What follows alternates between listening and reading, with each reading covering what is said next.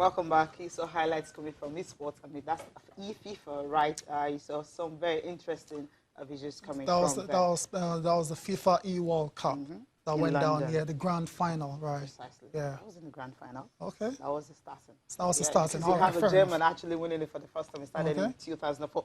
We have a guest in the studio, Ty. Come on, stop distracting me.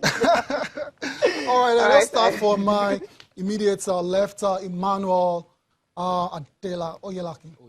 Right. Oyelaki, fantastic. You're the president of Esports Nigeria. It's great to have you. And right next to him is, it looks familiar, right? Yeah, is the multifaceted singer, actor, rapper, songwriter, also dental surgeon. Yeah. But this time around, he's going to be putting on his name, Tayo? He's going to be putting on his gaming hat. Yes. Sydney Eseri. Yes, sir. It's great to have you on the show. Yes. Yes, so I'm here in my capacity as the vice president of Nigeria Esports and their global ambassador. Fantastic, fantastic. Cool. Interesting. Let's just dive straight into it. This one, I said that was as soon as I found out we were going to have him in the show ourselves, I was going to ask you this straight away. So let's talk about the legitimacy of esports. It's been quite controversial. Its classification as a sport, it's very controversial. What can you say in favor of this argument? Okay, so to start with, esports is an art. You need to be able to strategize to achieve your end goal. If it's football, you want to put the ball in the net, or you want to score more goals than the other person. Now, there's what is called traditional sports.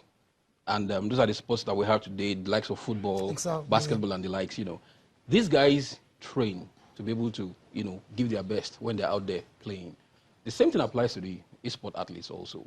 They have to be mentally, aware. They do a lot of training. They have physiotherapists. They tone their bodies. They use their hands. They tone their hands so that when they are on the pad, they can have a lot of comfort to be able to grip the pad and do stuff.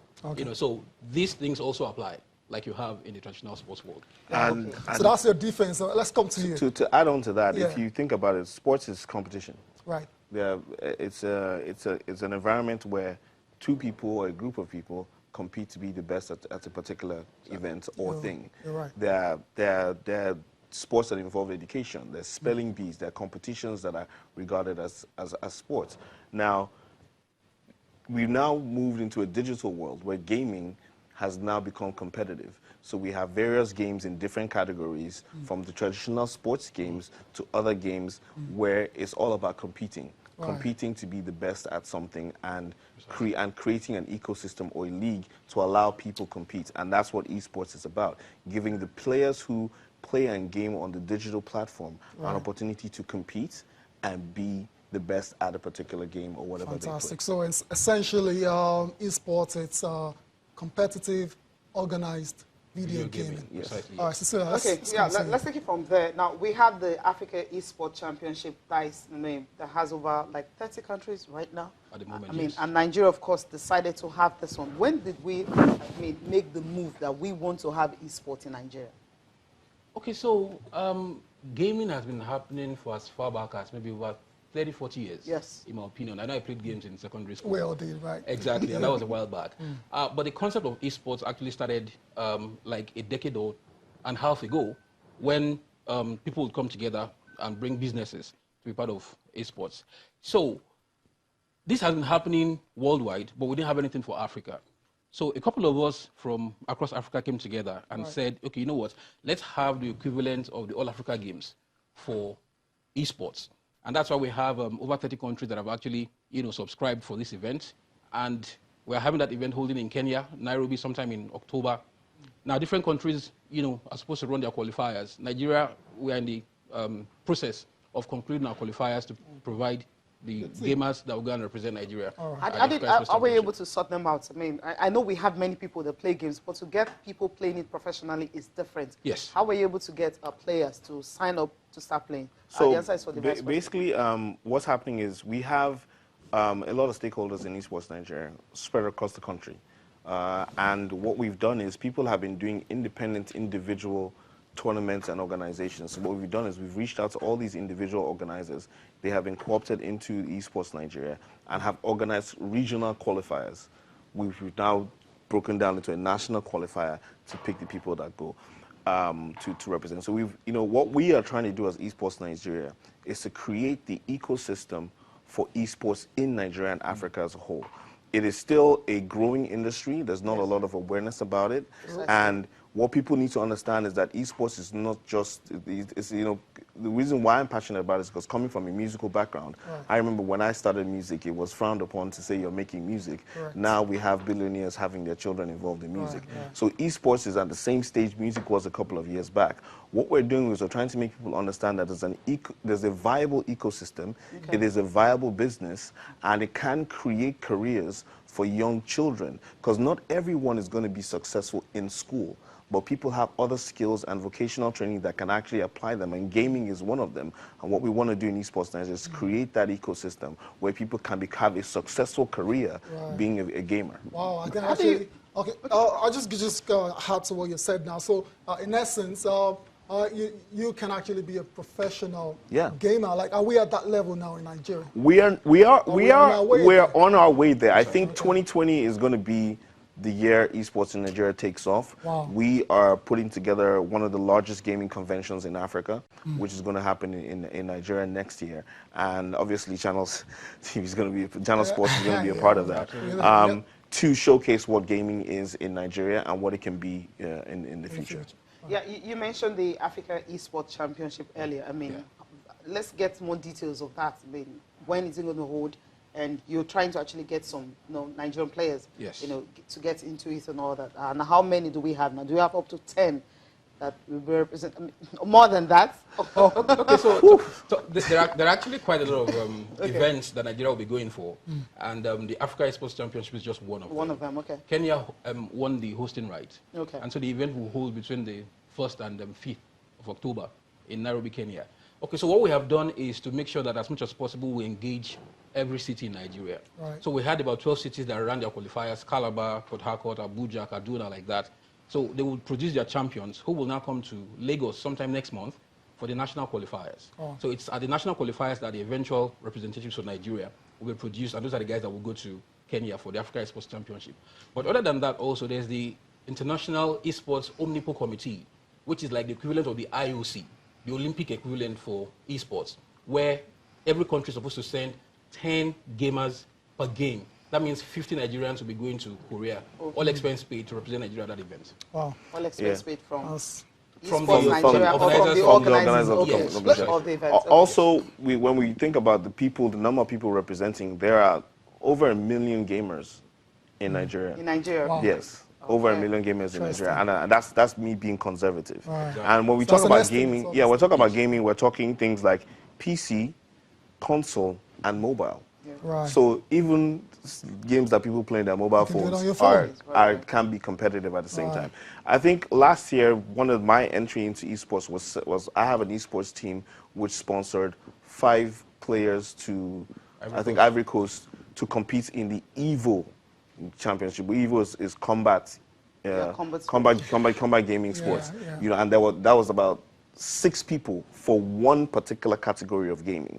So and there are at least, I think, 4 or 5 different categories of gaming going on at the African Esports Championship. We know how easy it's going to be for people to actually, embrace the combat sports. What about football aspects and maybe Formula 1 and other aspects of esports? We showed pictures of the FIFA World Cup where the hackers from Germany actually won for the first time, and that one has been going on since 2004. FIFA is actually one of the most popular esports. Well, there are other ones like Dota and League of Legends, but in Nigeria, because FIFA is kind of very popular, the game FIFA is gaming. What we're also trying to do is we are talking to the actual developers of this game to be involved in the process of this gaming to kind of make it standardized. But one of the issues that we do have, which we do have to talk about, is the internet and some other things that affect the ability to compete digitally in this part of the world, in the region. But I think, like I said, 2020, there are a lot of innovations coming through that are going to sort that out and make it move forward. So still along that line, it is safe to say that esports like Fortnite and Overwatch, they're arguably the most popular in the world. Why do you, and Dota. Why do you think that's the case? And you know, a lot more popular than the traditional sports like, you know, like football and basketball. Why do you think that's the case? There has to be a reason why. I mean, shooter-based esports, a lot more popular than traditional sports. You know, for me, when you look at those kind of games, they're highly competitive and they are very community-based. To play games like Overwatch and Fortnite, and you usually need a team. Okay. So it's like 5 or 6, 7 people getting together. I mean, Overwatch, you can have as many as 10 players on one team, and Dota, you can, you know, so coming together to compete. And there's a community.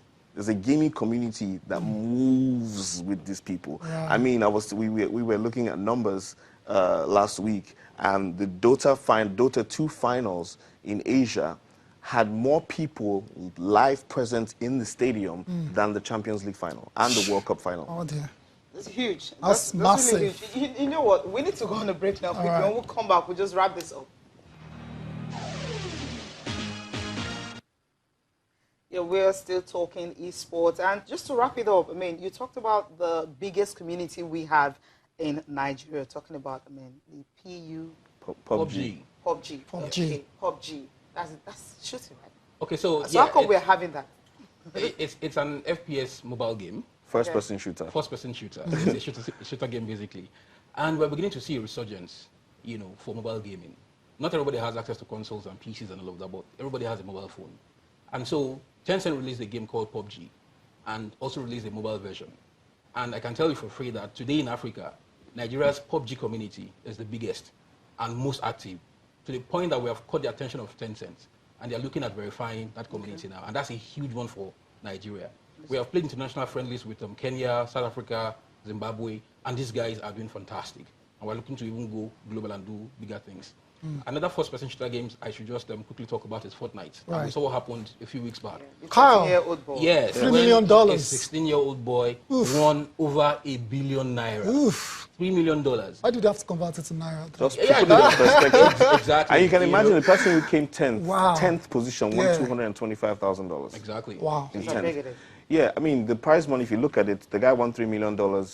Tiger Woods won $2 million for winning the Masters. Okay, let's not do comparison. Let's put it in Why not? perspective. I mean, the guy who won Compare Wimbledon between won sports 2.9. and So let's understand the perspective and how big esports can be. Absolutely. And you know, what we're looking to do is to let people, I mean, I have to commend channels for being on the pulse with esports globally. You guys are definitely helping us push the boundaries forward. We want people to understand that when it comes to gaming, be open-minded. There is a big ecosystem. Your children can be successful at doing the thing that you think is actually not productive for them. So thank you for having us, Esports Nigeria. I just want to say thank you to everyone who's involved in esports. Before you go, guys, of course, how can they reach you? Surely, I'm sure the people watching now, they want to get in touch with Esports Nigeria. Okay, so our website is esportsnigeria.org, and on social media, on Facebook, we are esportsng, on Instagram, esportsnigeria_, and then on Twitter, Esports Nigeria. Same with LinkedIn. There you go. All right, thank you guys for coming on the program. Really appreciate it. Thank you. It's great to have you guys, man. We'll be seeing you some other times, definitely. Absolutely. We can wait, especially the PUBG community. Yeah, I think I like that. Right. We need to go. Okay, we need to just listen to the Tigers are in Nigeria, talking about the men's basketball senior team.